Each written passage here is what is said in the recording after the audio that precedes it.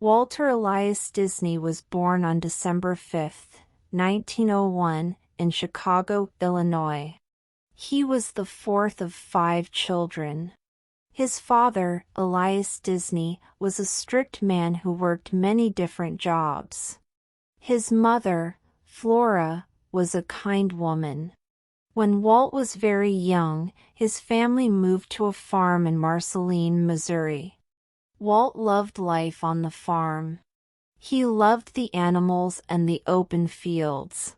He drew pictures of the farm animals. His brother, Roy, was his best friend. This time was happy and simple. But his father became sick, and the family had to sell the farm in 1910.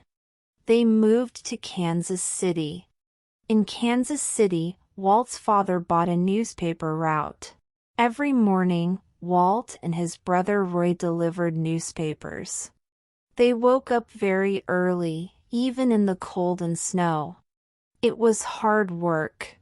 But Walt found an escape, drawing in movies. He loved to go to the theater whenever he could. He also took drawing classes on Saturday. In 1917, the family moved back to Chicago. Walt went to high school there. He drew pictures for the school newspaper. He also took night classes at the Chicago Academy of Fine Arts. When World War I started, Walt wanted to help. He was only 16, so he lied about his age and joined the Red Cross. He drove an ambulance in France. But the war was almost over. After the war, Walt returned to Kansas City. He wanted to be an artist. His brother Roy got him a job at the Pesman Rubin Art Studio. There, Walt met a young artist named Ub Iwerks. They became good friends. Both men lost their jobs after a short time. They then started their own small business, called Iwerks Disney Commercial Artists. The business did not do well. Soon, Walt took a job with the Kansas City Film Ad Company. This job changed his life. He learned about animation, making drawings move. Walt became very interested in animation. He thought it was magic. He began to make short cartoons at night. He called them laughograms. These cartoons were funny versions of old fairy tales. They were popular. In 1922, Walt started his own company, Laughogram Studio. He hired young artists, including Ub Iwerks. They made a short film called Alice's Wonderland. It mixed a real little girl with cartoon characters. But the company had money problems. Walt could not pay his bills. In 1923, the company went bankrupt. Walt was sad and had almost no money. He decided to move to Hollywood, California, where the movie business was growing.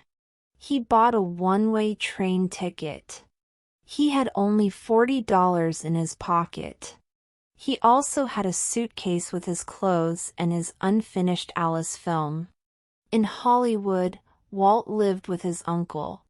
He visited movie studios, but no one gave him a job. So, he decided to start his own business again. He wrote a letter to his brother Roy, who was in a hospital in Los Angeles. Roy liked Walt's idea and left the hospital to help him. They borrowed some money from their uncle. In 1923, they started the Disney Brothers studio in their uncle's small garage. Walt sent his Alice film to a distributor in New York named Margaret Winkler. She liked it and offered him a contract. This was the start. The Alice comedies were a series of short films. They were a small success. The studio grew, and Walt hired more people. One of the new artists was a young woman named Lillian Bounds. She worked as an ink and paint artist. Walt liked her very much. In 1925, Walt and Lillian got married. In 1927, a new character was born. The distributor asked for a cartoon about a rabbit. Walt and Ub Iwerks created Oswald the Lucky Rabbit. Oswald was very popular. But Walt made a big mistake. He did not own the rights to Oswald. When he went to New York to ask for more money, the distributor told him that they owned Oswald and had hired most of Walt's artists. Walt lost Oswald and his team. He was shocked and heartbroken. On the long train ride back to California, Walt was very sad. But he did not give up. He had an idea for a new character. He thought of a mouse. At first, he wanted to call him Mortimer. Lillian said the name was too serious. She suggested Mickey. Walt liked that name better. Back in Hollywood, with only a few loyal people left, including Ub Iwerks, Walt worked in secret. Ub drew the first pictures of Mickey Mouse. Walt gave Mickey his voice. They made 2 Mickey Mouse cartoons, but no distributor wanted them.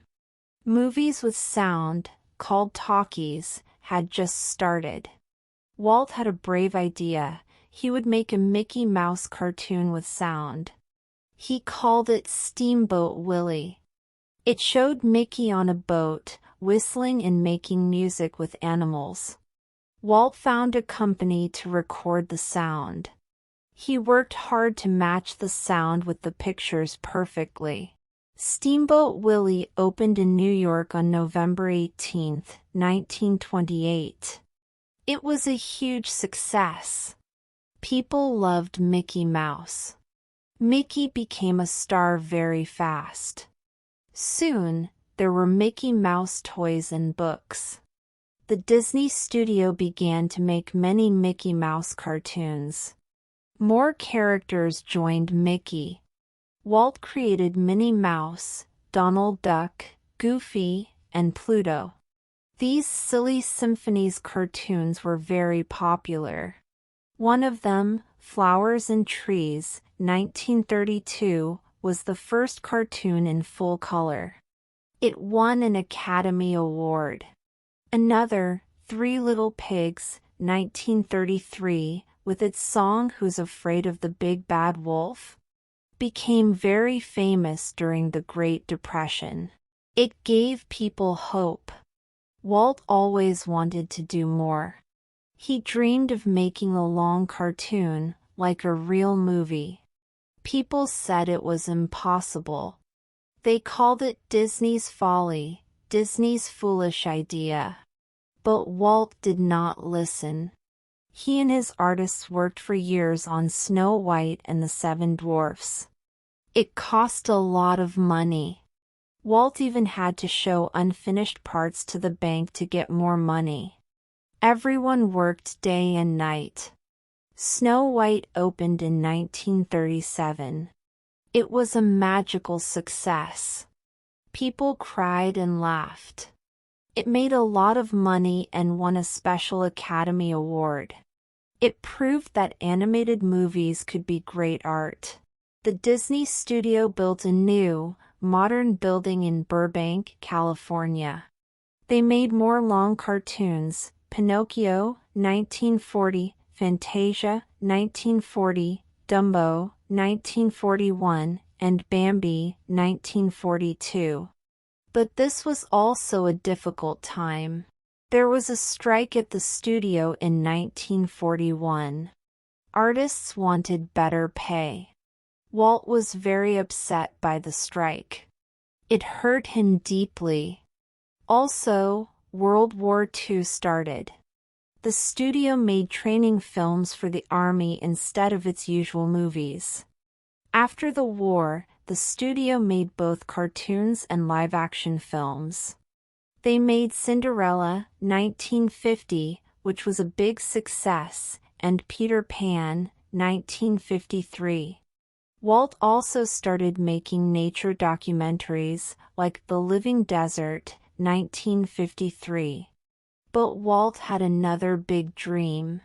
He wanted to create a clean, fun park for families. He took his daughters to amusement parks on weekends.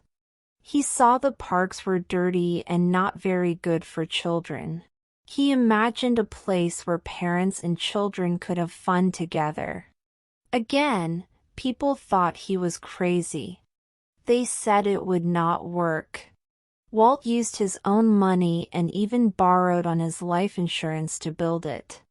Disneyland opened on July 17, 1955, in Anaheim, California. The opening day was on television. There were some problems. It was very hot. There were too many people, and some rides broke. Reporters called it Black Sunday. But Walt quickly fixed the problems. Soon, Disneyland became the most famous and successful theme park in the world. Millions of people visited every year to see Main Street, USA, Adventureland, Tomorrowland, and meet Mickey Mouse. With the success of Disneyland, Walt became a television star. His show, Walt Disney's Disneyland, later called The Wonderful World of Color, was very popular every week. He used the show to show his new projects and talk to families. Walt's last big project was in Florida. He bought a very large piece of land there. He planned not just another park, but a whole new city of the future. He called it Epcot, Experimental Prototype Community of Tomorrow. It would be a place where people could live, work, and solve problems of modern cities. He never saw it finished. Walt Disney worked all his life. He was a man with big ideas. He was not a perfect man. He could be demanding and sometimes difficult to work with. But he inspired people to do their best work. He believed in quality, in new technology, and in family entertainment. In 1966, Walt's health was not good. He found out he had lung cancer. On December 15, 1966, Walter Elias Disney died in a hospital in Burbank, California. He was 65 years old. The news shocked the world. People everywhere felt they had lost a friend. His brother Roy continued his work. Roy made sure that Walt Disney World in Florida was built. It opened in 1971. Roy named it for his brother. Today, the company Walt Disney started is very big. It makes movies, has television channels, and owns theme parks around the world. But it all started with a young man who loved to draw, who failed many times, but never stopped dreaming. He gave the world Mickey Mouse, beautiful cartoons, and happy places like Disneyland. He showed that with belief and hard work, dreams really can come true.